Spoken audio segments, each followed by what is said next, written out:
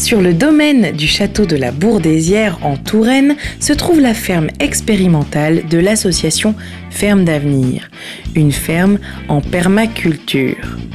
La permaculture, c'est une méthode de conception qui permet de s'inspirer de la nature pour répondre aux besoins des humains. Si on s'approche le plus possible des manières sauvages de pousser, parce qu'en fait il y a des plantes sauvages partout, et si notre agriculture s'inspire de ça, elle va gagner en efficacité. Donc c'est un peu une nouvelle vision de l'agriculture, c'est travailler avec la nature plutôt que contre elle. Concrètement, qu'est-ce que ça veut dire ? À peu près toutes les variétés actuelles ont été sélectionnées sur 2 critères, le fait qu'elles produisent énormément et le fait qu'elles se conservent très très bien. Par contre, elles ont une fragilité hallucinante, colossale, à tous les petits tracas de la vie, que ce soit une maladie, des difficultés climatiques. Et du coup, on est obligé de les traiter. Et en plus d'abîmer l'environnement, en bout de chaîne, ça finit dans nos assiettes.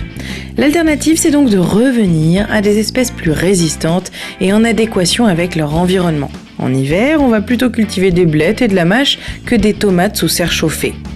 Mais attention, pas question d'oublier le rendement pour autant.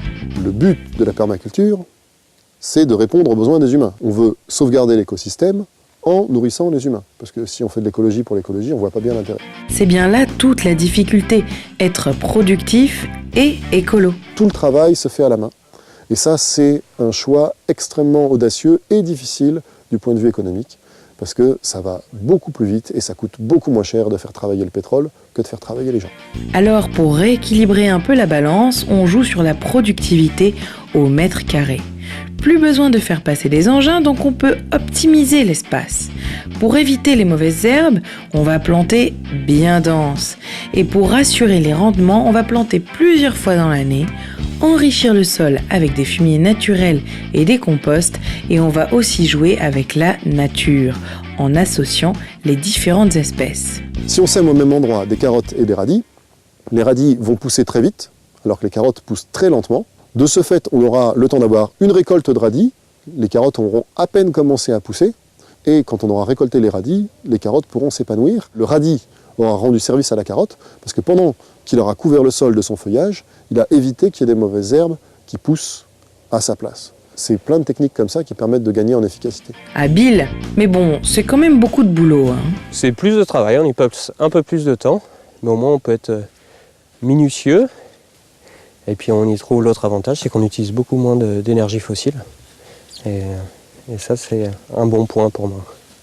La satisfaction en tout cas de ne pas avoir la sensation de faire du mal à l'environnement. Vous voyez, on récolte les poireaux. On a également du chou-fleur, chou vert, chou paumé. Donc voilà, on a à peu près aujourd'hui, quand on fait la vente à la ferme, on a une quinzaine de légumes à proposer.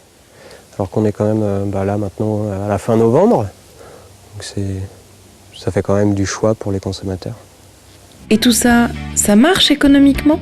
On peut gagner sa vie, on peut donner de la nourriture à des gens, on peut créer des écosystèmes diversifiés.